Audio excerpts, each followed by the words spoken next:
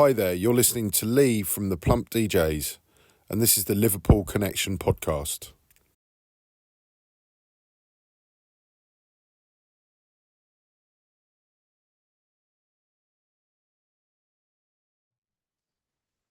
Hi everyone, welcome to the Liverpool Connection podcast. This is my music and football episode where I usually bring on somebody, a musician, producer, to talk about football and music. But today is mostly about music. My next guest is was a DJ and producer. You could find a lot of his tracks and remixes on labels like Bedrock, Curfew, NRK, Defective, and you could never pigeonhole him, which was really good. And he used to go by the name King Unique. It's Matt Thomas. So welcome to the podcast, Matt. Hello, Daz. Thanks for having me, mate. I've got to go in with my first caveat, which is, of course, King League originally, as you know, was the two of us, the two Mats. Mm-hmm. Um, yeah, I think when Matt one left, um, I guess commercially it makes sense not to go. Yeah, it used to be two of us, but you're only getting half now. So he kind of just as a commercial necessity, kind of didn't get talked about, I guess, in that sort of period as much because people are trying to identify that this is now King Unique. But Mm-hmm. now it's all over. I don't have any intention of trying to claim that it was just me all along, because it wasn't. King Unique it's always in my mind, a band name. Mm-hmm. Uh, it became like this ridiculously pompous name attached to one person. Do you mean like when you call a band that, it's got a whole different resonance to when like you yourself are King Unique? It just sounds like, I can't wait to meet this guy. So it was it was an interesting name to inherit as a solo act. Well, let's. I want to go back. Early days. When you're a kid, like I always like to ask, like, what was playing in your house? What kind of made, what were your mum and dad listening to? And were you influenced by their music? Well, for me, it's an interesting one in that most people have these very sort of rich tales of like, I remember Stevie Wonder when I was four. Music was really low on my sort of parents' kind of world priorities, I think, because they were that little bit older, I think, than most people around my age. Like my parents are mid-30s, born, not mid-30s now. Oh my God. No, they were born in the mid-1930s. So like when rock and roll kicked off, they were already 25, and being 25 at the end of the 50s was like, you're grown up. None of this stuff is for you anymore. But you're 25, you're now grown, you're married. This is just immaterial. It's like, what are the kids doing? And it's literally like, what are the kids doing? I'm not one of them. So my dad sort of thinks he may have accidentally seen the Beatles because he was working in Liverpool and went to the cabin around the appropriate period. But he never, got anything of it.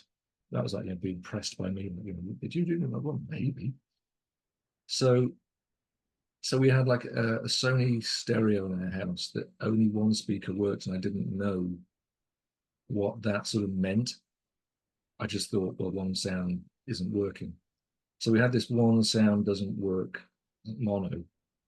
And the only records in the house were there was a copy of Paul McCartney 2, so I knew Temporary Secretary, and You Don't Go Jumping Waterfalls. And I'd picked up a copy of ABBA Give Me a After Midnight at a jumble sale, 7 inch. And the weird thing is, and there was a TV themes collection which had like the theme from Carl Sagan's Cosmos, which is actually Vangelis' Heaven and Hell. And that's the weird thing, is looking back years later, every single tune I was really obsessed with from this, they had lots of classical, and my dad had lots of kind of early jazz stuff, but he didn't really listen to it.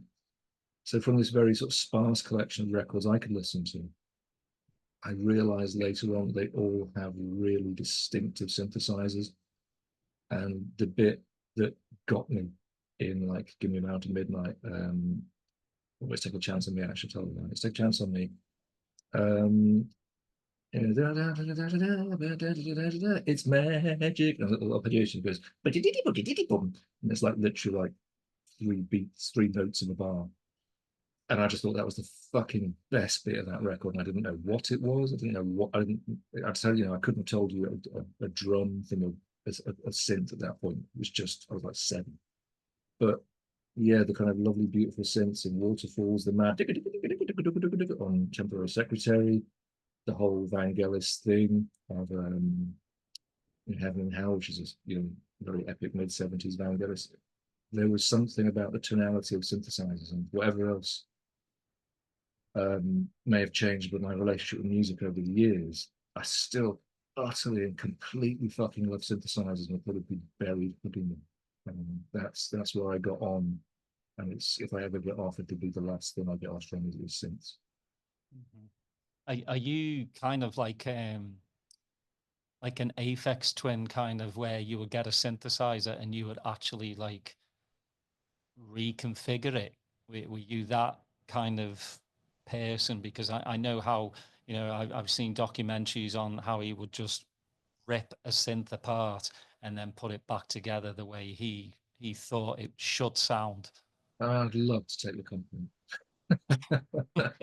But what I would tend to do, the nearest I come to Aphex Twinisms, is the whole time we were doing King Unique, and probably quite often to Matthew's intense frustration, I never liked just like sort of getting a good playable sound on a synthesizer and then playing it with the black and white notes. I'd just like set up some incredibly complicated process where it would only play like 2 notes, but then they'd go through like 9 other pieces of kit, and by like weirding and stranging those pieces of kit, a whole piece of music would evolve. Like the biggest example of that is 2 Million Suns. Is when I was I had the freedom to do that kind of insanity on my own for weeks. And there's not one sound on that record that's made. I don't think I played one sound, but they were all like just sculpted in incredibly complicated ways that you just couldn't play. And then I'd listen to like all this stuff I created and arrange it and back into music. And so there's something about not knowing what I'm playing that lets me hear it like everybody else does. Whereas if I know what I'm playing, I'm going, it's fucking A minor, it's a D minor, it's nothing. Whereas like if I don't know that, I'll just hear that's fucking really satisfying. I'll find out later, I go, that's just the most corny chord change in history. That's fine. If I don't know what I'm doing it, I can enjoy it like you do and like whoever else is going to hear it. As just like, well, that's just the right thing to happen. I don't try and double guess it. So that would be the purpose behind all this like subterfuge, is so that I could be a listener and a writer at the same time. So. What came first for you? Was the DJing or actually making music? Well, this is where King worked very well for the 2 of us. There was a complete split, like down the center of the screen. Matt was a DJ, so he would be the ideal person for this podcast because he's got sort of like an extra 10 years in dance music before me. I was very much into indie music. I kind of came into dance music through that kind of crossover, the kind of Weatherall, Left Field, or where it kind of just had that sort of foot in each camp. Whereas he's absolutely, Hassie Under at 16, original resident at Cream, he is the person who would have that side of this story. If you can tempt him out of retirement in Australia, he might tell you that. So we had this beautiful split where, and I think without outing either one of us, we both tend towards slightly neurodiverse personalities, and he is quite an ADHD-ish kind of person, and I'm quite an autistic kind of person. I don't mean like either one of us is needs putting under that banner, but just like in terms of the way people lean. And so I kind of lean into being somebody who's got a favorite sound, like that's good, but no, it's not good. That's not good, but that's right. So I can be obsessed about that's the right sound. That's the right sound. And he can rely on me utterly to go, that's the right sound. And that sound is also like it references all this weird 80s punk, and we can like bring that in. And then he had the kind of like, there is this fucking amazing record on promo, and it's like there's 10 copies, and it's the fucking record, and that's the end of the discussion. It's fucking brilliant. We've got to get that fucking record and like get that, because we won't be on release for 6 months. We need to get it and be understanding what's happening there and be making records that reflect this change that's just happened. And then we will be able to kind of like sort of access this great scene that's going to come through in 6 months off the back of this change or that change. And then by the time that 6 months arrived, he was like, that thing's fucking dead. I don't give a fuck. Where's the next interesting thing? So he had a very sort of shiny chase, and in a very, let me be clear, a very sort of focused way. And I'd be sort of going, well, okay, we've shiny chased it down. Now let's work out why the fuck every last part of the sound choices work. And like why they might sort of like actually sing, like resonate for like me personally, not just like that's the right noise, slavishly copy, but sort of find a way to go, okay, I like what they're doing, and I can bring them to that frame. And so the two of us could split very neatly that way. He was quite networky, and so he would like just get off and like be kind of making sure that we were somebody who'd get one of those 10 promos. And I would be spending a whole day making sure that the drop in Dirty just fucking exploded. It just had to fucking explode. And that was, we would kind of work together on the arrangement, but then once we kind of got the block down, he'd like work much more on, say, the percussive rhythmic sort of way it worked and built and dropped. And I'd work on the tonal side and the mixing. And so it was just, we had a very good sort of small Venn diagram overlap of like really key skills. We very rarely sort of like stepped on each other's toes. So yeah, so to answer the question, no, I wasn't a DJ first. So when you write songs, because you hear people like Goldie talk about like he has so much in his head, but he doesn't do the actual stuff. He has a engineer producer to Yeah. basically understand what's in his head. Now for you and Matthew, was it 50-50, or would you on different projects would you be like, okay, you seem to know what you're doing, let's go with that? Or would you just go, okay, everything's 50-50? It's kind of hard to say. I think like because he'd been doing it for like however many years beforehand, like I'd met him when he was never fully that kind of Goldie image of like somebody who literally just walks in and goes, that, do that. That's not, he was always very hands-on in the sort of sequencing and the setting up of like parts and so on. But I don't think he ever considered himself a musician. Like at one point when we got signed to Parlophone to do an album, we had a lot of problems then. And I think that sort of lack of being able to like just realize a musical idea became the one time it was frustrating, I think, was then. I think he was really pissed off that he couldn't start a track off or like, sort of nail an idea down without having to wrangle with me when we weren't really quite on the same page. But that was the exception. I think most of the time, we sort of knew that I'd probably write musical parts. But I've never sort of felt like a hierarchy of like, I've done the music, all you've done is drums. It's like, this is fucking dance music. I don't want to be funny, but if you think the drums aren't like fucking carrying 50% of this track, then you're not paying attention. And certainly when we sort of, stop working together, when somebody who has this access to like sort of an innate ability to just translate rhythms in their head perfectly into, the computer, and you kind of go, oh, and I've learned a lot from working together for that point 10 years. But he at that point still couldn't have sat down and like nailed the synth he wanted, and I conversely had a lot of like thinking to do to kind of nail beats that worked anywhere near the sort of quality he brought. So I kind of never felt there was like a thing of like, well, I wrote the tune. Fuck off. It's just not how it works. I mean, to be clear, we also did a lot of remixes. Like about 90% of our output intentionally was remixing. So you're starting with a third party in the room. There's this third party in the room who don't get to argue back when you say that bit's shit. That was fucking brilliant. So we very rarely had a blank canvas. It was like the pair of us would, kind of pick through the parts. Occasionally some disagreements there, but typically we'd kind of go, well, that's good, that's not. One anecdote, the one time that we were both absolutely couldn't work out if something was good or not was we got sent The Killers. And they weren't The Killers, they were just some band, just some weird American band. And we're like, when you've seen The Killers on telly and you know what The Killers means, that's fine. But when you're sat in our studio and you get sent plenty of things, you're like, no, it's just record company brand. So something comes through and it's like, is this knowing?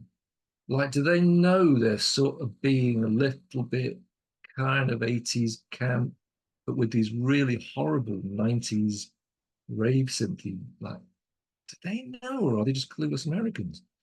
And we were really like backwards and forwards going, I think it might be really shit.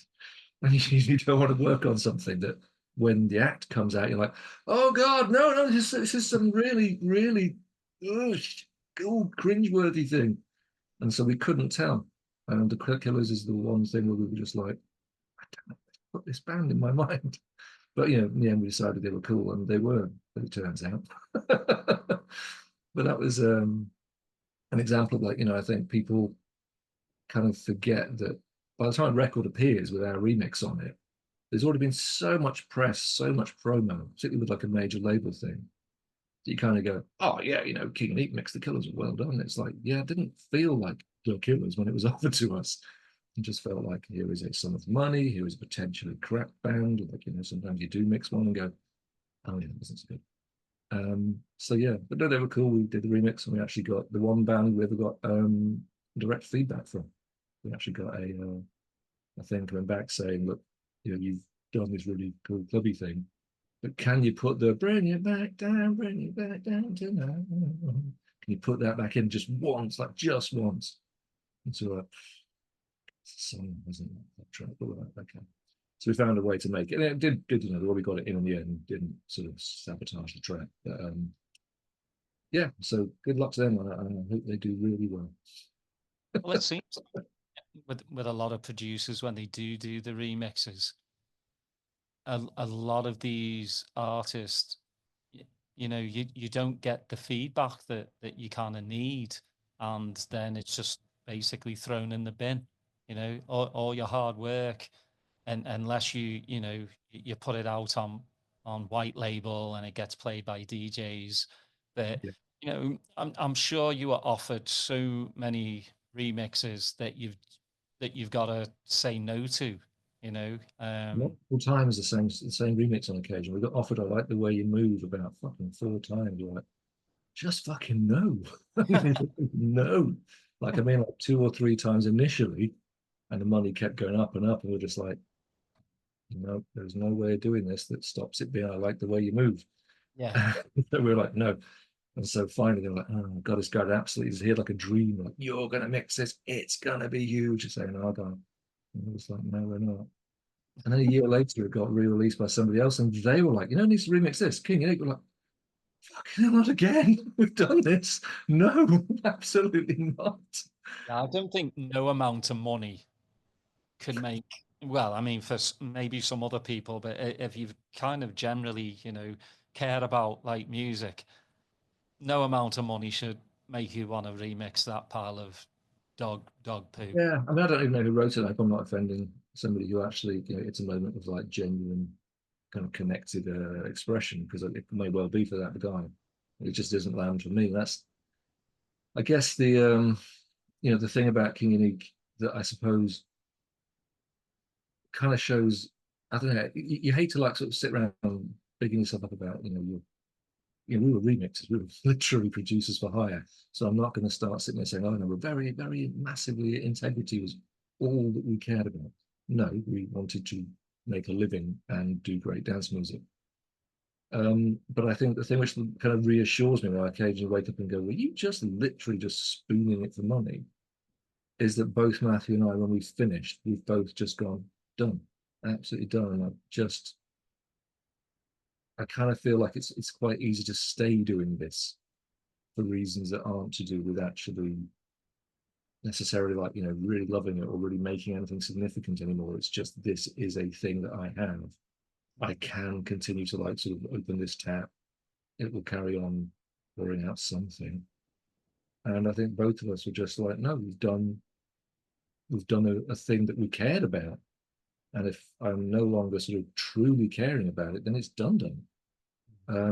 So that's the thing which I guess I sort of think is the only sort of proof in the pudding I can offer against a resume that's full of like remixes done for money.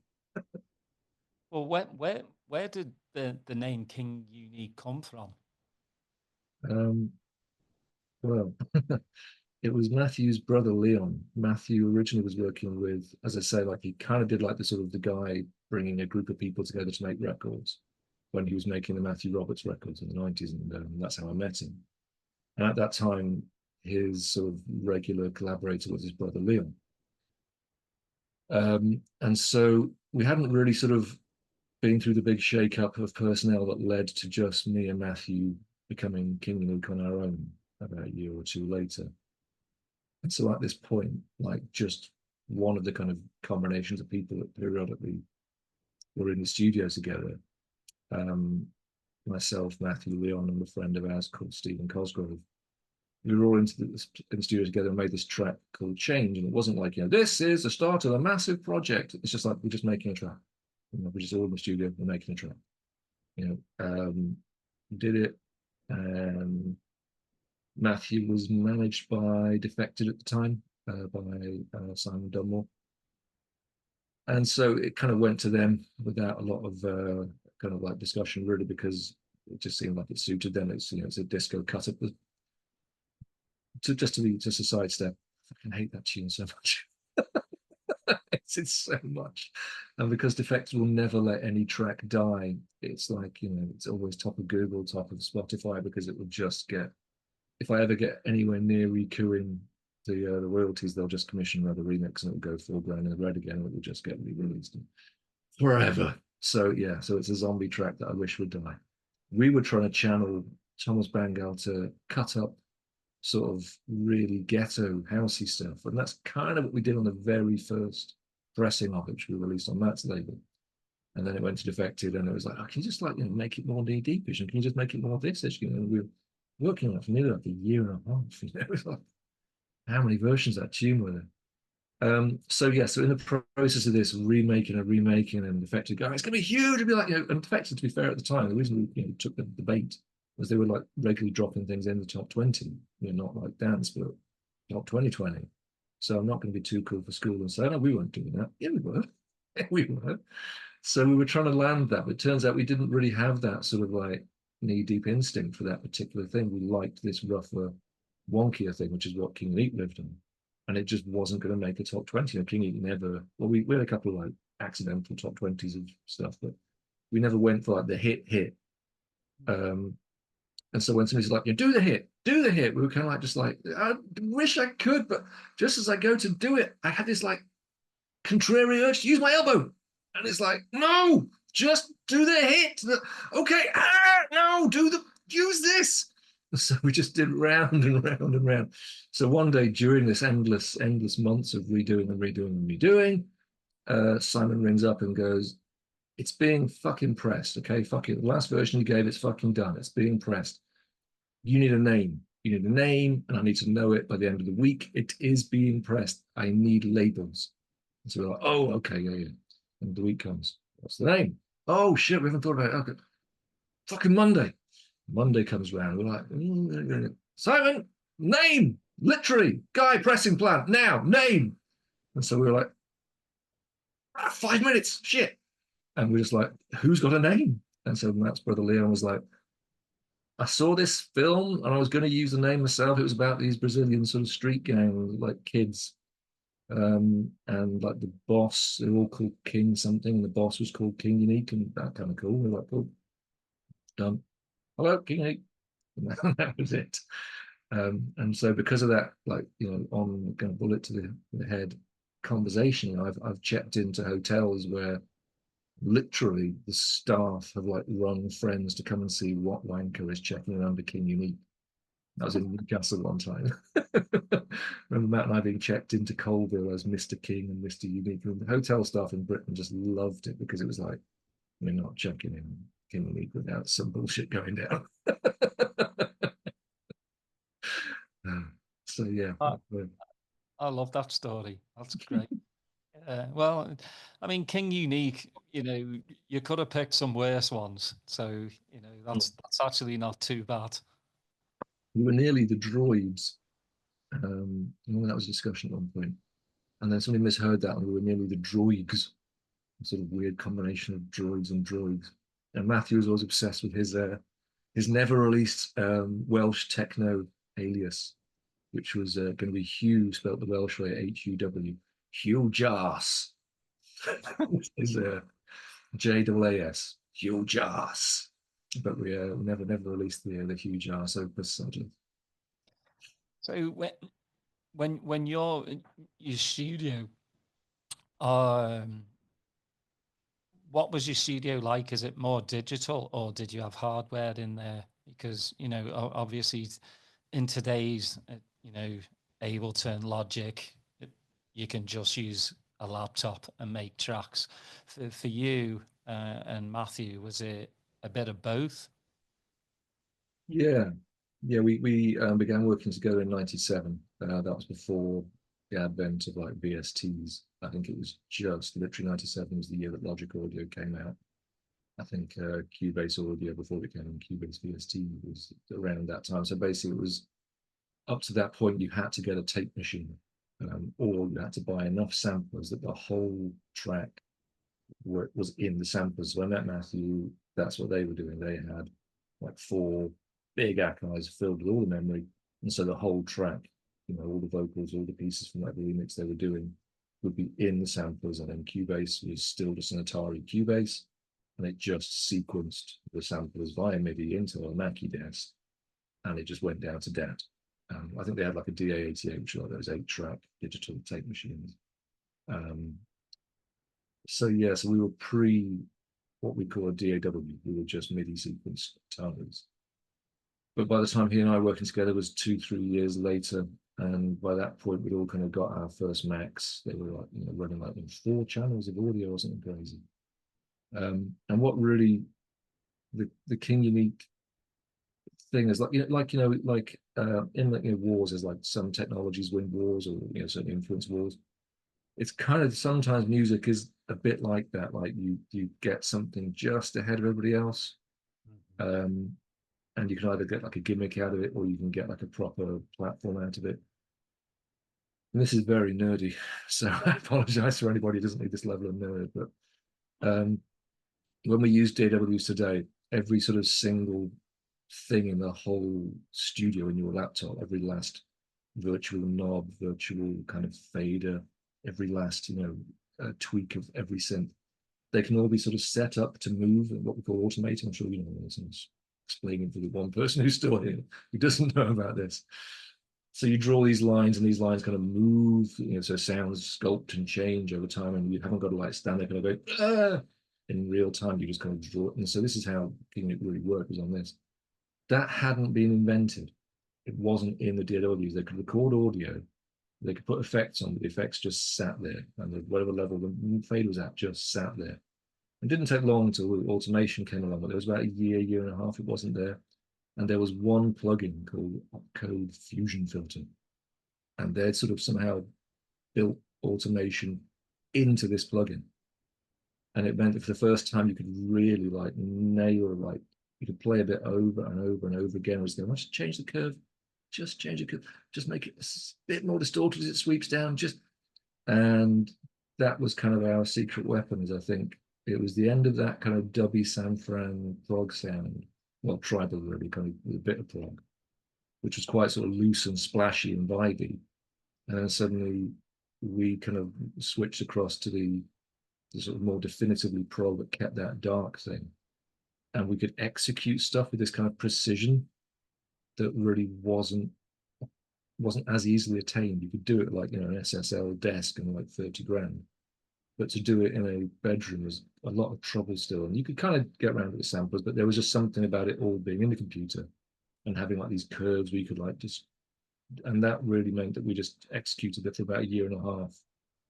I think tracks that sounded just something a little more about them in terms of how they kind of just landed at the key moments. So yeah, we were just at the moment that stuff happened, and I think by jumping on an obscure detail almost, it kind of partly sculpted our early sound. Yeah, it's just crazy to think. I keep saying, that I think that's why the market's saturated with music, because you know, everybody and their granddad can make music on a computer now, and they can put it out on Beatport, Bandcamp. So you know, you thousands upon thousands of records each day are put out. Are they good?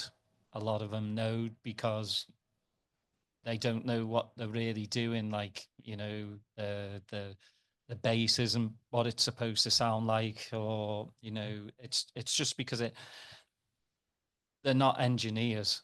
You know, musically they might have it, but you really need an engineer who knows what they're doing to get that crisp sound that you're looking for.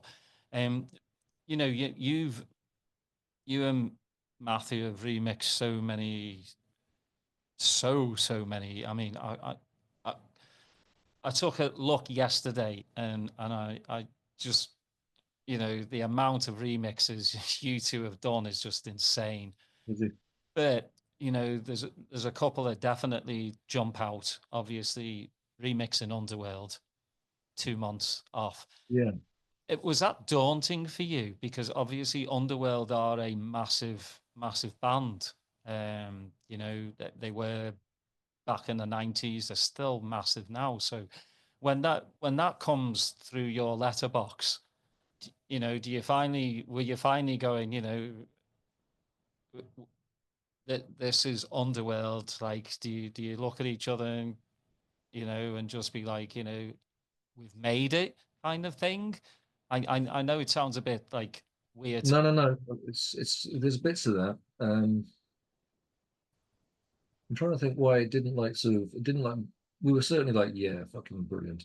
Um, I guess like from the outside, as you say, it just looks like Underworld. They're huge. We do a remix. It's like it's a kind of like, you know, sort of like, there you go. That means you've reached this level. You are doing this kind of work now. I guess what happened in the background that made it sort of seem less kind of like sudden, like, oh, what do you think of this? Bam, okay. Was and this is like a weird story that I occasionally sort of think, are you just bullshitting yourself? I remember it all happening, but you know, I'm happy to somebody ring me and go, no, you've got the wrong end of the stick there.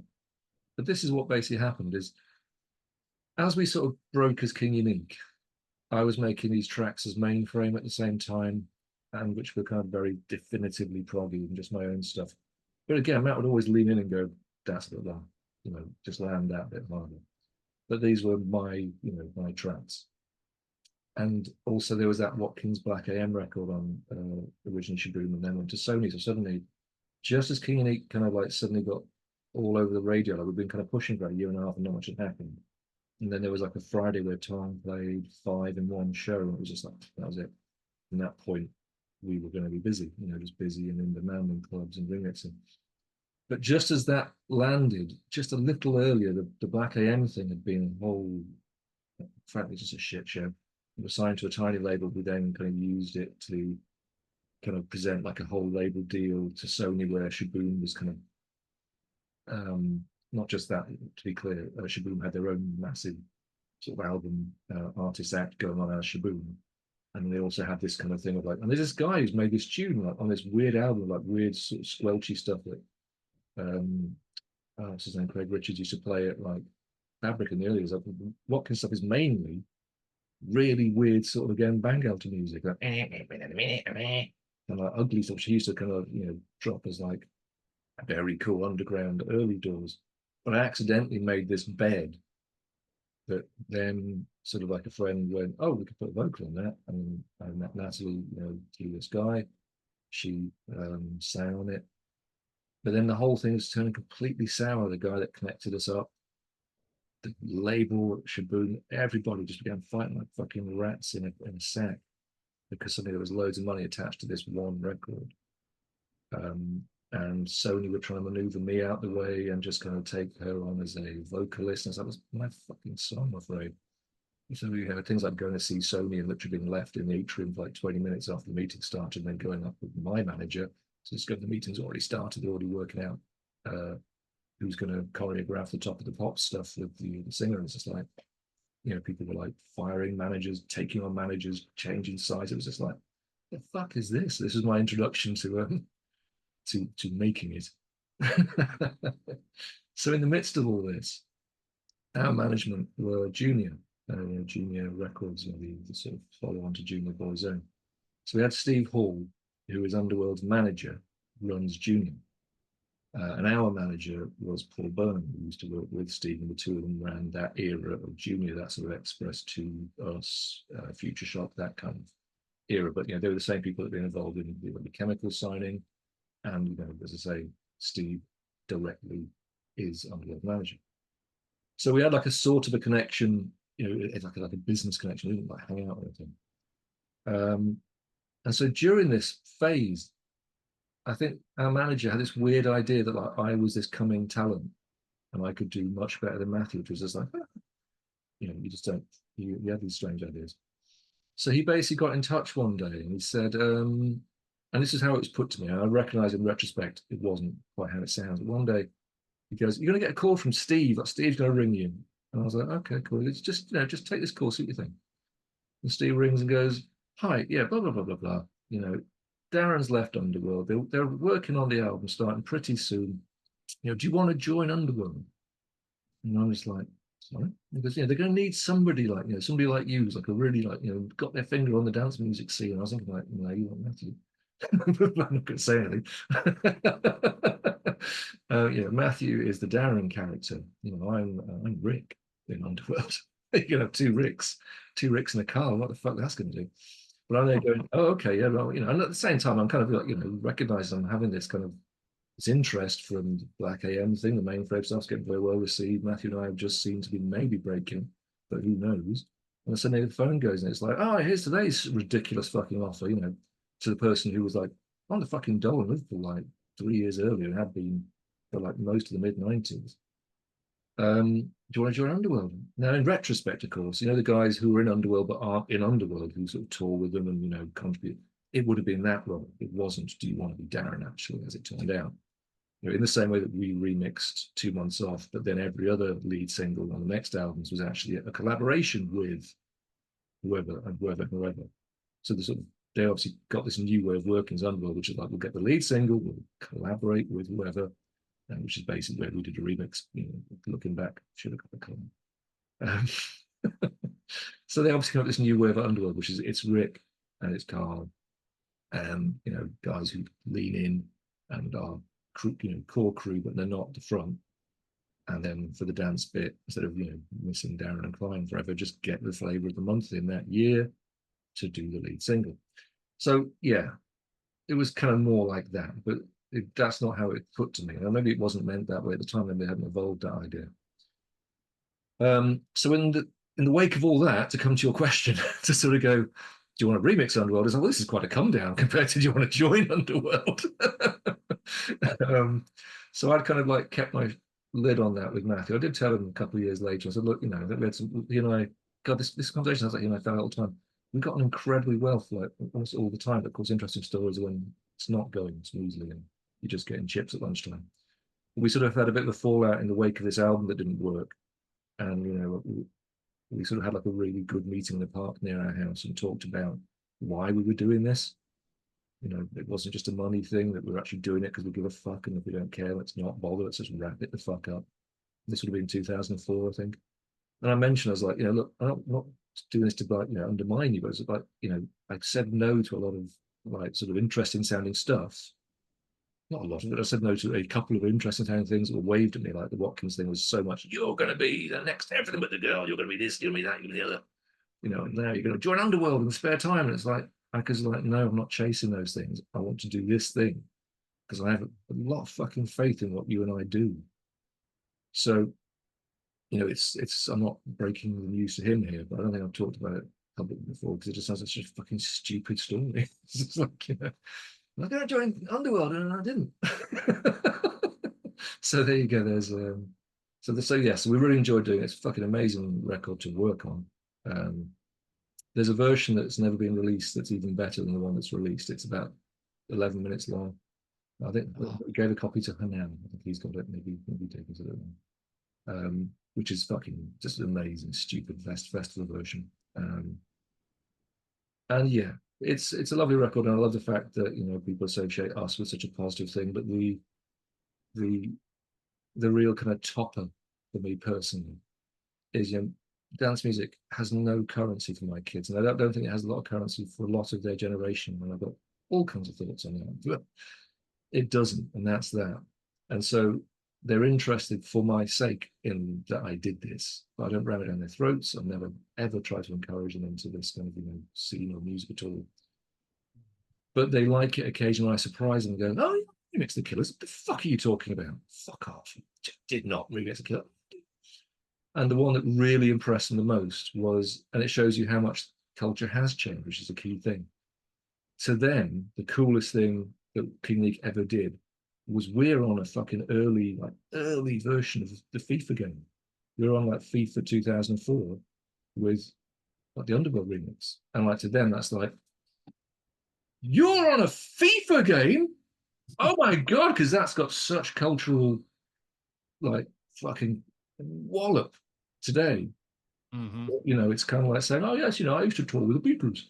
It's just huge in their world because Yeah, it is huge. they connect easier with gaming. They Yeah. really, you know. Wouldn't they? It's fucking brilliant. Have you gamed? No, no. I mean, I tried, and I was really shit at it. So you know, Yeah. I used to play. I used to go to the arcades and play Pac-Land all the time, or Dragon's Lair. Oh yeah. Yeah, I used to do all that. But when it comes to like gaming now, I'm just like, it's my head's doing like the 360. I'm just going, what? Wait, what? How? Why? What? Yeah, I'm just not into it. Just never have been since about 17 years of age. I've just like, yeah. I mean, I like my football. I like my music, Maybe but this is the football gaming divide. This is it. And so FIFA was my one chance to forge a link there. I've got my football stories. You want to do football stories? I've got some anecdotes on football. I mean, we can steer this as you will, but remember they're in your pocket if you need them. no, I mean, that this is how the music business has gone. Like that is pretty crappy to be in a band with your good mate and then have a phone call saying, hey, leave him and be in this band. But that's how the music business seems. You have like, boy bands or girl singers or whatever, as a band. Then they'll get that phone call going, you'd be much better off and make more money if you did it by yourself. And it's just the way it is. It's very seedy. Thank God I haven't been in, like, yeah, I've DJ'd raves and clubs and stuff. I've not put my own music out, but I've heard just so many bad stories of how the music industry just takes you in and just spits you right back out because you're not the flavor of the month anymore. For you, obviously, you and Matt parted ways in 2006. Yeah, there's a kind of an overlap. Basically, we stopped making records mainly in 2006, and then we kept playing the gigs until 2008. It was kind of like a sort of an exit strategy for him to basically go to university and learn to be a graphic sort of motion animation designer, which is what he still does today. So I was like, look, if you want to call it a day, why don't we do this thing where like you just fucking turn up for the weekends. I will Mhm. keep making all the remixes and say you're free all week. They still come out as King and Need. At the end of this 2 years, I kind of carry the studio and I kind of buy you out the name, but you've got an income the whole time you're in university. So we kind of both thought, yeah, that fucking works. So that's how, yeah, that's why as a fudge over whether it was 2006, 2008 is 99% of the studio output from 2006 is me, but the DJing was still a pair of us till some point, mid late 2008. Now, did you think to yourself, like, it's just dead and buried? Should I just, bury it? Or when was the point where you're like, I'll keep this going for, a little? Um, there was definitely a point there where I could have like rebranded, and I sort of don't know whether I did the right thing or the wrong thing because I don't have alternative timelines to run down, unfortunately. I can see the good that sort of came with staying as King Unique in terms of like goodwill, promoters willing to just go, cool, we're back here next year. That was it was as simple as like, I could book a tour in Australia No, I can say it was the right choice. Basically, we had this conversation early summer, I think, in 2006. And Matt was like, I'll do another year, then I'll start doing this in September. So I was like, no, fuck it. Go now. Just fucking start in 2 months. Tell me ready, get stuck in. If you want to, obviously, I didn't run his life for him. I just suggested that's a possibility. If you want to start now, we'll do this overlap thing. You've got money. But if you're doing that, I'm fucking taking 3 months off because we've done this kind of very intensively from about 97 and every single day, 5 days a week, plus whichever weekends we gigged since 2000 in the same room. So I'm going to go off to Australia. And just, I called up Motor and said, if I can answer was, and I just like, and it was just as that kind of electro house exploded down there in like a scale that you wouldn't believe. It was the thing that everybody was doing. It wasn't like, the dance kids are into it. It was like, no, everybody in Australia just went for this thing. So I was like, if I can answer, what was that? How many weeks could you keep me busy for? And he'd go like, 3, 4. And he's like, indefinitely. Because by the time you've done like a 2 or 3 month circuit, I can put you back in again. So I was like, oh, okay. So then I just split the globe in half. I was like, right, I'm gonna go down to fucking Australia with my wife at the time, my little baby son, and we're just gonna take the southern hemisphere. And I'll go live in Oz and like nip in and out and go to China and Singapore and so on, and mainly be based in Oz. And he took the northern hemisphere, and so we both just split off at that point. And I've had various lovely things happen in life through music. That was one of them. It was just a superb experience, just absolutely fucking beautiful. I've been working, as I say, this constant, and we could live, the way, the sort of the dream of being a DJ, which most people don't actually get to do, is I just down tools Sunday midday, and then didn't pick up again until Friday afternoon, and just did like about 3 months, just change city with the gig. So like Melbourne for a fortnight. Okay, now we're going to go to Sydney for a fortnight. Now we're going to go to Cairns for a fortnight, and just move with the gigs. It was fucking amazing. We were a little 18-month-old boy, like the first one as well, so we were absolutely in love with it. And the whole thing was absolutely fucking magical. So yeah, if I'd gone, no, I'm going to be Eduardo Gonzalez is my new name, and that promoter would have gone, I'll get you 2 weekends. So no, fuck that. I'm happy enough with the choice. It took some baggage forward. It certainly created like angst for me because I felt like I had to have an invisible Matthew doing, like I had to kind of like go, okay, my hat off. Now I'm being Matthew. Now I've got to do the beats. And so that meant there was like 3 or 4 really very dodgy remixes just around that point. And Paolo Mojo is a sort of one of the few people I still kind of see socially outside of dance music these days.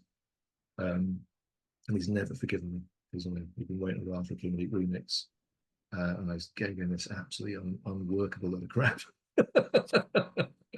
So sorry, Paolo, and I did a version of that, Destination Unknown, Labria record. It was suck. Yeah, just a few things of getting my new routine going. And I soon realized, no, I can't do what we were doing. I'm going to have to do something which just comes out of here. So that's why Kingley got a bit more techno, a bit more proggy. Not that Matthew wasn't into those things, but he had a sort of a funky house side that I was always kind of going, we get some of that in, but I don't like bongos. I fucking hate saxophones. And he equally would sort of stop me getting a bit too.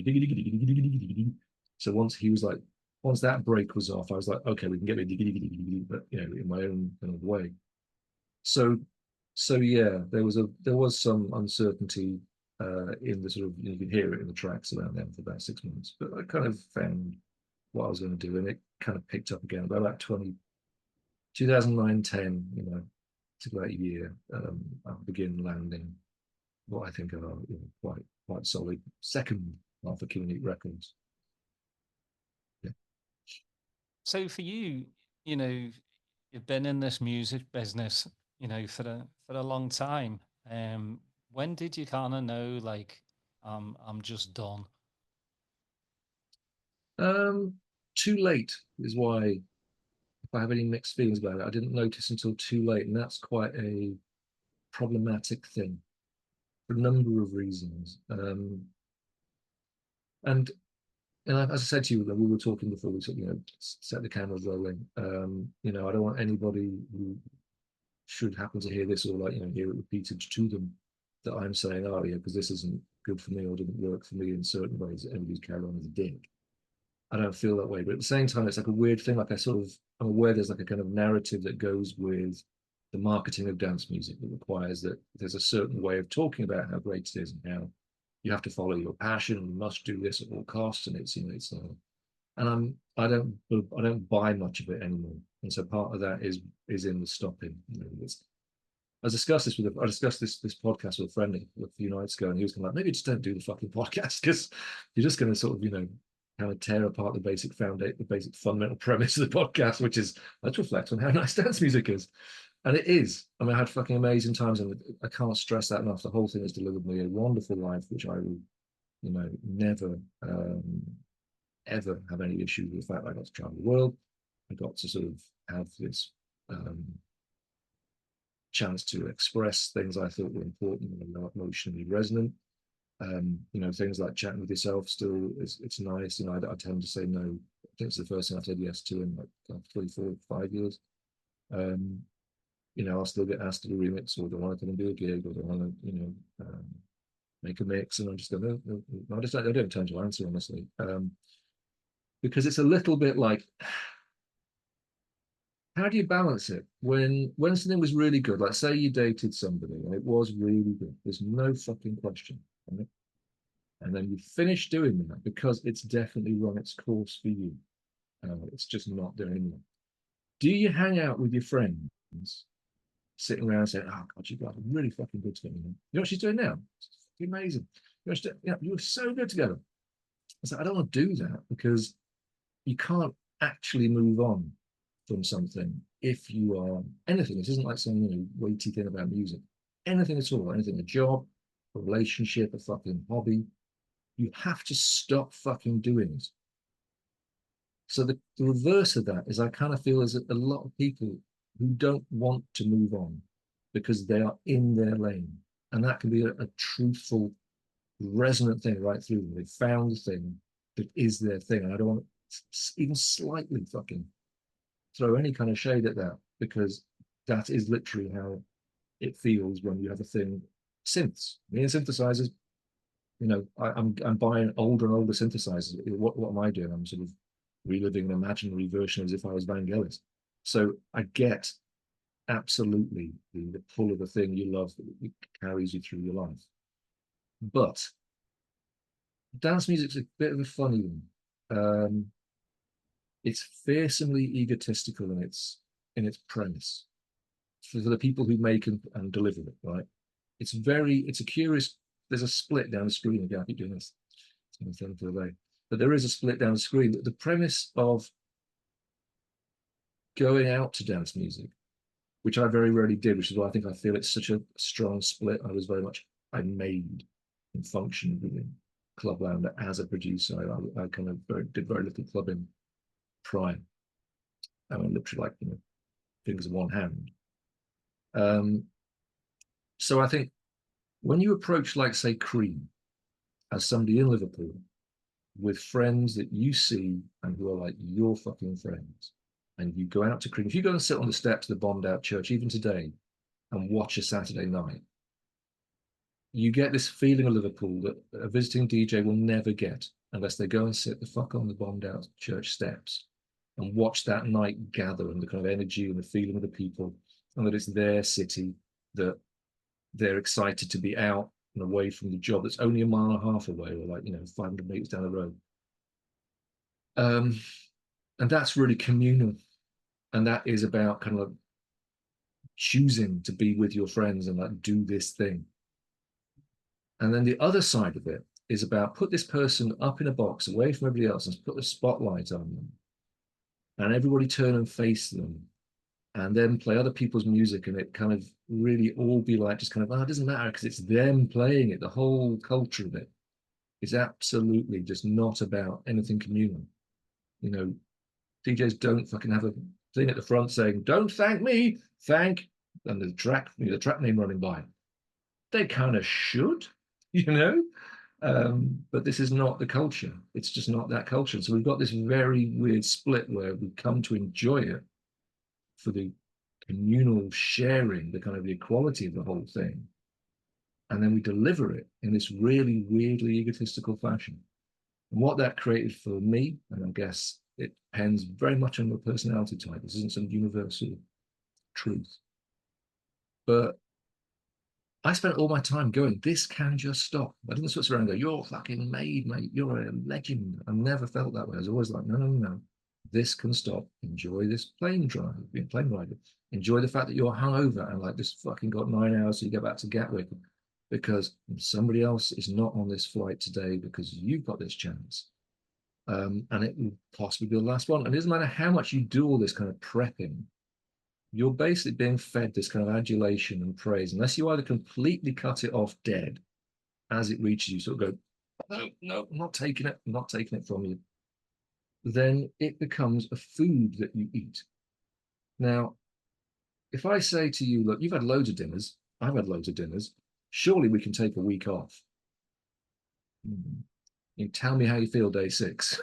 When it gets to day 7, and I go, I know, but remember that really great meal you had 3 months ago? Come on, think about that. That'll carry you.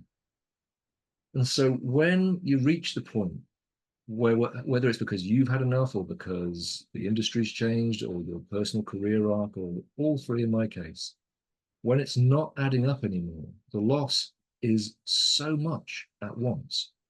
And I think, I don't know who the hell listens to this, but I hope if anybody is out there like in a career doing this, it might be something of any use to them, that you lose a lot at once. You lose your income, you lose a sort of a kind of a weird parasocial status, and you lose this food.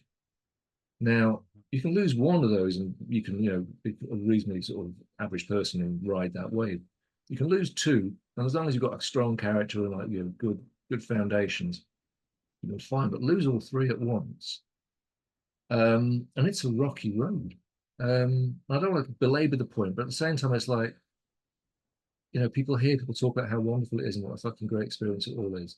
So I want to point out that, here's a not great experience I had, and this is a social media thing, which I think is a whole load of problem for dance music. But that was the one thing which really sort of rubbed the salt in it, was that social media kind of became, I think for most people, about 2008, part of the industry that actually suddenly was like, oh shit, these people who I never saw except in a club and for like maybe 10 minutes walking in and out, they're suddenly like in the studio with you going, oh, you're coming to Germany next week.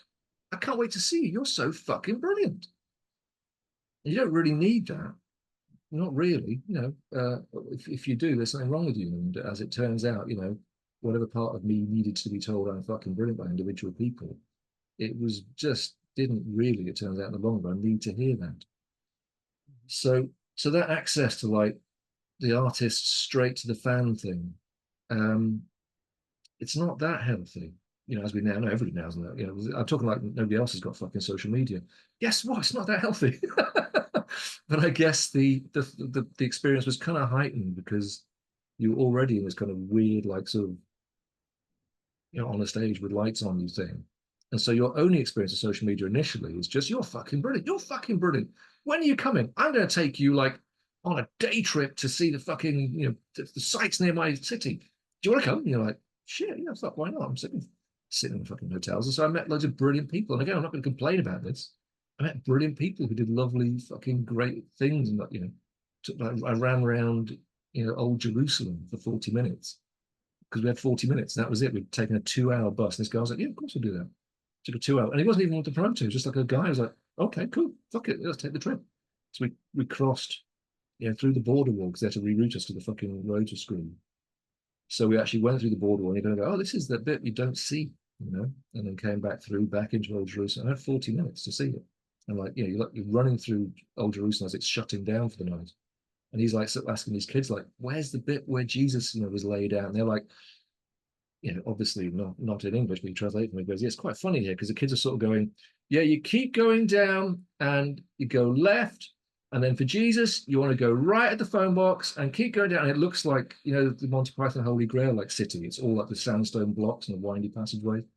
But they're kind of like, yeah, you've got to go left at the Stations of the Cross. And you've got to get past down there. And then there's the mount, the entrance to the mount, the Sermon on the Mount is there, but then you want to go a bit further and Jesus is down there. And so like these experiences and like going Mexican pyramids, I could crap on. So it's been amazing. It has been fucking amazing. But this is the problem. You have something fucking amazing and it's taken away from you. It's a very interesting test of character to crash land that successfully. And yeah, I remember kind of realizing one day that like social media creates this impression that there's all this attention around you. And I had this deeply shameful experience of one day realizing like, shit, I hadn't realized that the imaginary millions that used to be out there had just shrunk down to the loudest 1% of people who still gave a fuck about me. And I hadn't noticed it. And it's such a fucking shame experience to go, oh God, this has been like, so much of this has been up here. Oh, fuck. And then to realize, oh yeah, I'm like loads in debt as well, because I've been sure there'd be this next gig or this next remix, but of course remixes now pay a 10th or now a 20th because Spotify has just eaten it all. And the labels close, and the interesting people that turned our music into interesting culture, like the guys at random labels, like the really good A&R men, like Paul at Junior, really creative, interesting people, they got jobs elsewhere. So the whole thing just narrowed down to this succession of like slightly egomaniacal cottage industries with all these people running Kickstarters and putting hand hearts at their fans all the time. But there's only one guy getting paid when we all, do this project together. And I just found all that really didn't fucking, I just felt like, well, surely we can all see how this is working. It's kind of embarrassing. And it's like, and I say other people make this work and it's resonant and true. And so this is me. I just couldn't do the whole, I'm going to gather this remaining circle of people together and go, let's all give me money to make you happy doing the thing I do. And I was just like, so like, I did a few like, King never did any merchandise, and I kind of think partly we were lazy, but partly it was always just fucking naff. I don't mean again, I've been on Bedrock and clearly I know they make quite a good turnout on merchandise. But this is just me. We're always just like, wherever this started, it was acid house. And I know that doesn't mean a fucking thing in like Russia where it was money music, or in South America where it's like almost like a religion. But here, and even if I wasn't in it, I knew what the fuck it was. Going to like the hippie raves in the 90s, like 1991. It was completely fuck everything, fuck all this bullshit. And for me, that was the only thing that never sort of, and as I say, I took money from remixes, but we never, but we knocked back the shit ones. We never went, oh yeah, money, money, money. What's the biggest figure? Oh yeah, I like the way you move, 20 grand, bring it in, roll it out. And I think I hope the reason people like what we did is because you can hear it. Well, I think that's what I love your honesty, and plus I'm sure some people will listen to this and just go, is he mental? Why would he give up something that can make you a superstar, can jet set here and there? But if your passion isn't there with any job, then stop. If you get up in the morning, like and I mean, I had this conversation actually this morning with me mate about doctors, especially in America. It's not about being a doctor anymore, about taking care of people. It's about how much money you can make being a doctor. That is not when you go to medical school. I would hope you're going, I want to help people. But it's not like that anymore. It's like, how much money can I get from my patients to make me live in a big house, have nice cars? And I'm sure it's the same for you. Once your passion's gone, it's gone. And it has changed. The club culture in the UK is getting smaller and smaller. Yeah, you've got your fabric still, but the smaller clubs are dying because kids want to go to festivals because they want to see 30 DJs all in one place, pay one amount of money and go. And they could give two shits about club culture. It's festival, festival, festival. It's a place where they can go hang out with their mates, but the the whole influencer stuff on social media puts a bad taste in my mouth. You know, people getting booked for the wrong reasons. They're getting booked because they have so many followers on Instagram and Twitter. Yeah, It's, you know, and I I always try and say this. I'm not trying to sound like an old fart because this is their time, but it just seems like sometimes the passion is gone. And you know, yeah, I'm hearing it more now. I listen to, you know, Sven Vath going, "There's more people behind me than there is in front of me." You know, there's less dancing going on, more of, you know, people taking pictures and cameras out. So I understand the passion is not where it is for me, where it yeah. was, you know, in 1988 when I first heard a guy called Gerald, and I was like, "What is this music? I need to hear more of it." Complete utter novelty. I remember hearing all that stuff and just being like, "Hey, what the fuck is this?" Because I'd listened to synth stuff in the 80s, like I was, absolutely drowning in that kind of genre and Vangelis and Tangerine Dream, So to me, when I first heard sort of things like Warm Leatherette, I was like, why is it so fucking ugly and simple? Because you can make like fucking Oxygen 10 years ago, but then very soon you're going to go, why is this bothering me? Why am I like, why has it got its hook in me?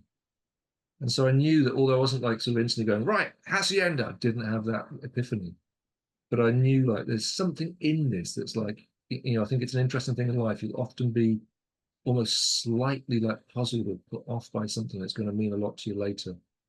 And I remember like sort of, hearing some like kind of ugly, like some really early proto trance, like I mean, we wouldn't even call it trance really now, like stuff on Rising High, could probably be more like sort of techno-y trance, but no Christ, what the genres are called now. So I remember like having like stuff like Pete Mamlook and things like that, going out to buy those and going, this is fucking good. It's kind of got something of that jarry stuff I'm into, but I've completely sort of also I'm hearing this like underneath it going, it's fucking good as well. Um, but oh god, you said a lot. There's a lot to get into, and a tiny anecdote to illustrate your point about the passion. And it just sounds like, oh, really, that sounds awful. But I remember actually landing, and whenever I go to somewhere sufficiently exotic and far away, like Asia or India, or whatever, you kind of get that hit. Go, fucking hell, I'm here. And I remember landing in Korea about 2012 or 13 and getting ready for the big, you're in somewhere new, never been in before. Whoa. It just didn't happen. I just went, oh, oh, oh, look over there. There's people from Korea over there. Look, you're in Korea. What the fuck where's the, whoa. It didn't come. And that was a moment where I sort of thought, oh, have I actually like completed? I can carry on doing this. I'm not fucking sad I'm in Korea. I'm fucking thrilled. But the like the sort of the buzz, like the lift, like the kind of wow, just was like, oh, this is an airport. I remember kind of going, you've done this enough that you're just not seeing that sort of like difference in the way you used to. These are just people. You've been around people all over the world enough now that sort of sense that oh wow, how exotic, how strange. It's like, well, no, like hundreds of people all over the world, and we're all essentially people. There's cultural differences, but they're minute. So that was a clue. Um, but yeah, there's this thing about, and this is where I think you and I probably we're not like split on it, but I have like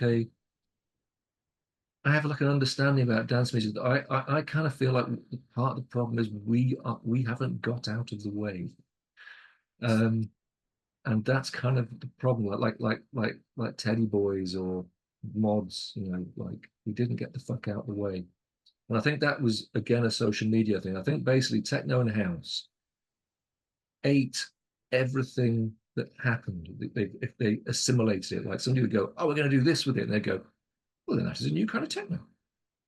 "Oh, we're going to do this with it." "Well, then that's what else you can do with house." And it was this wonderfully fucking plastic, sort of malleable thing that could just absorb and like go, "Okay, yeah, we can bring that. We can do it that way too." And then I think, and this is only a theory, I haven't got the data, but I think we decided that actually we were going to shut the fucking door and say, no, that that is not house or techno with EDM.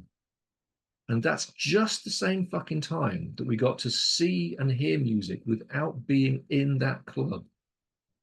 We got to see little clips on like YouTube or on Facebook and go, what are these wankers listening to? Who are these fucking wankers all listening to this fucking and we weren't in the moment when we first encountered it. We encountered it secondhand through this bullshit medium that connects people, but also, as we now know, has this capacity to fucking separate them. And so I think we saw it, and instead of being like warmed up into it by maybe hearing it a few times in a club, and then maybe a headline coming through playing it and being in the moment in your favorite place and sort of going, oh, okay, yeah, oh, it's not my favorite new techno, but yeah, in it comes, that's techno as well. We went, shut, the fucking door is shut, house and techno ends here. If it's not already in, it's not house or techno. We can recycle this for fucking ever. That's brilliant. We can do this for fucking ever. But we now know what house and techno are and what isn't house and techno. And so from here onwards, we'll know that those aren't our nights and these are our nights. And what house and techno are is like, I don't know, this involves you and the listeners knowing 3 films. Hopefully for this anecdote, you've seen the original Blade Runner 2049, and the Spike Jonze film Her, which is about the guy who falls in love with his AI. Now, Blade Runner is an early 1980s image of the future from the 80s. So the false people are mechanical, they're biomechanical, but they are an 80s idea of what the future will encompass. It didn't have any of the kind of possibilities that we now know it did. So Blade Runner encompasses those anxieties about the future in the 80s. And so when you get to Blade Runner 2049, it's projecting into a future that never happened. So we're in an alternate timeline. It has to honor Blade Runner. On the assumptions of Blade Runner. It can't bring in much of what we know to be true. Some of it does, it brings in the virtual companion, the absolute loneliness and the separation. It does that brilliantly, but it has to stay true to the 80s idea of where we're heading. I think Her is the Blade Runner of our time. It's the one that looked around at where we are today. And it was 10 years ago, and I watched it again last week, and I was like, fucking, he literally set it in 2025. And here we are with AI stuff, on our computers, facing this issue. And so I think, to bring this fucking long metaphor to an end, I think that house and techno are Blade Runner. And whenever we stay in that lane, all we can do is we can make Blade Runner 2049. We can honor a 1980s view of the future, which was absolutely pure and like completely honest. As you say, you hear a guy called Gerald, it tapped into this new machine, the moment of the 80s, the possibilities it might offer. And now we're kind of, and I know this doesn't make me popular, I've said it online once and it kind of got mixed reactions. We're kind of cosplaying that we're still in the music of the future. And we're not. We're in this 1980s idea, and that's fine. We can do that. Oasis are dutifully continuing the light of what the 60s was going to lead to. And so this is how music works. But I think it's a shame because I think we've robbed ourselves of addressing some of the fundamental issues. Like you say, like kids are not us. And if we say the only way you can enjoy house music, you people who have a thing in your pocket which literally magnetizes distraction and flicks you with a new experience every 30 seconds. The only way to enjoy house music, however, is to stay still for 3 hours, listen to one tune for 8 minutes, not go for a fag break because we couldn't. I know you can, but you mustn't because it ruins the flow. Not go to the bar because we had drugs, and I know it's drinking culture now. But what you do, stand in the corner with your friends, don't fucking move for 3 hours, wait every 8 minutes, it'll change slightly, and it'll change and every 90 minutes you'll get a big fucking payoff. And they're like, what the fuck is that for? Because everything else in my life is like pyong, pyong, pyong, pyong, pyong. And there are people who've addressed this. I'm going to literally have to pull up, because my fucking pronunciation is terrible. Yosuke Yukimatsu, the Japanese guy, his Boiler Room was reshared recently, so there's so many people have bumped into recently. I think he is the nearest thing to somebody saying, I want to keep playing house and techno to people, but these people are not going to fucking do this. We cannot keep telling them to behave in this one way to receive this music. So he is bringing music from here, from here, from here, from here, from here, from here.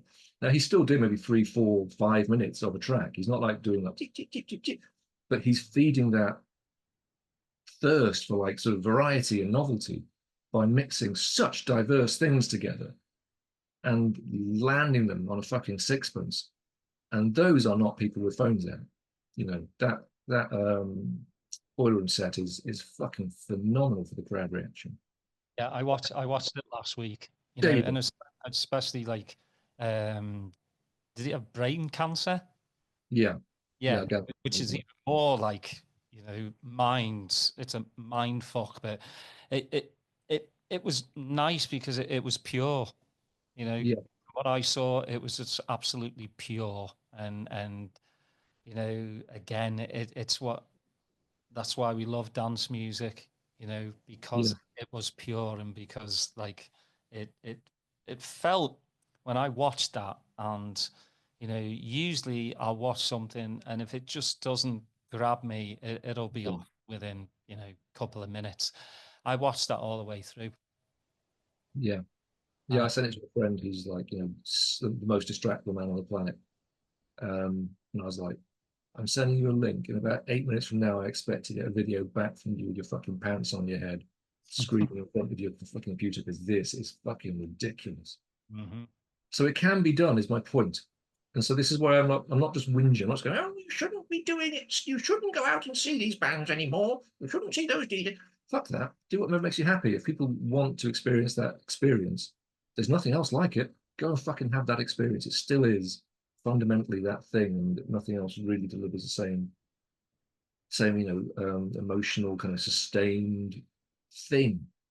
But I think there is a possibility for house and techno to sort of get out of their own way a bit, and it kind of requires that the fixtures of the scene kind of fuck off. And I don't mean by anybody personal. I'm not sitting there going, I'm talking to you.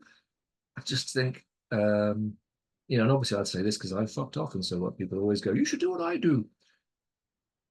I don't necessarily think that, but I just think if it will make any kind of meaningful contribution to the present day again, dance music has a problem.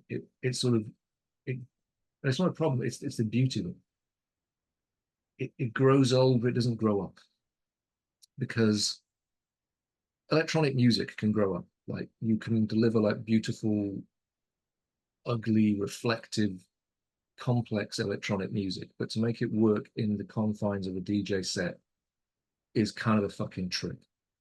So dance music is kind of ageless and timeless, and that's the reason it has its massive appeal. You step back into it, and it does this one sphere of experience and emotion, and a lot can happen in that sphere. I'm not saying it's one note, but it's got this arena it exists in. You're not really meant to make people reflect on death in a dance fucking club, but you can in electronic music. So that's why I'm differentiating the two. Not to say it's simple, it's not. Within that area, I've had experiences that literally are using sound to evoke emotions that, and clear things that I think, if there's one thing I do miss from dance music, not as in I sit around and go, but which my body misses, is crafting a track until I've got something so fucking perfect that playing it is just like a flooding sensation. And I think you're not just like having a little jolly. I think you're literally clearing emotional stuff through yourself. You're dealing with whatever it is you have going on in sort of going to these places with dance music. And it's fucking unparalleled, and I think it's a shame that we're insisting that there's only one way to consume it, because I would love it to find its place in this world, not the Blade Runner 2049 world where we've got to do it the right way. And some of that just requires letting new blood in who are prepared to take on games culture, distraction culture. The Japanese guy is bringing in, literally there are game soundtracks in his set, and accepting that is the fucking world, and saying, no, it has to be Sven Väth, to use your example. Well, it can be Sven Väth. He's fucking amazing. He's been going forever because he's good. But it's just like we live in the same world where there is a kebab shop 3 miles from here where they sing really quite appalling, very awful toneless covers of songs and adapt them to be about kebabs. And every one of those songs has about 1 million hits. And we're here like fretting over whether we've got 1,000 views on SoundCloud. Our kids don't live in the world we lived in. It's just not that world, and so we've got to compete with kebab shops and TikTok and all this stuff. And if you don't, then we're just counting down to like the last guy out. Shut the door, please. Is my take. And I could go to club tomorrow and go full of shit. It's fucking amazing. What am I talking about? Well, again, Matt, that's why I love your honesty. I think we need to talk about it because in order for dance music to move along, conversations need to happen like this, on a bigger spectrum. So yeah, really, really glad you came on, and we went way past an hour, which is fine with me. Oh shit! Sorry. No, no. I'm one for if the conversation's flowing, just keep it going. But I really appreciate you taking the time, and it feels like an honor that you said yes to coming on the podcast. Oh, not fun. It's nice to be asked. I've never sort of said no to stuff going on. Fuck off. I've always just thought, no, just not what I'm doing. But it's to be asked because I think it's the Liverpool thing. I guess like somebody rings up and goes, "And do you want to do this?" And it's just like, I don't know. But I lived in the city for a few years. I was working out a bit for a few years after that. I went back to university there recently to do like a sort of music masters, and I've grown up just down the road. So I guess it was just, like the first gig was Cream, something stupid, because Matthew laid this groundwork. It meant I walked into Cream's gig one.